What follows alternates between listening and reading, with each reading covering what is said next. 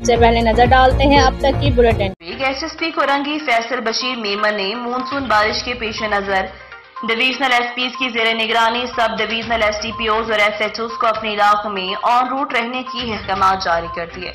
तमाम एसएचओज अपने मुतल्लिका staff, field commanders, in charge अमले को ऑन रूट रखेंगे।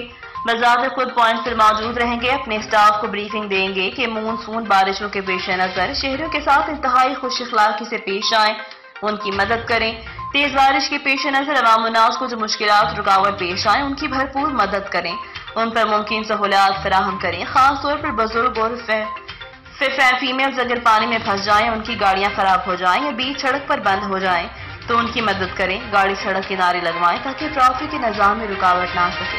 तमाम एसएचओज ऑन रूट रहेंगे। सब डिवीजनल एसडीपीओ सुपरविजन करेंगे और डिवीजनल एसपी उन्हें इंश्योर करेंगे।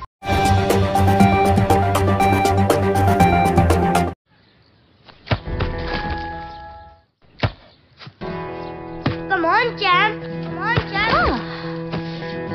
इतनी मुश्किल के क्यों मार रही हो?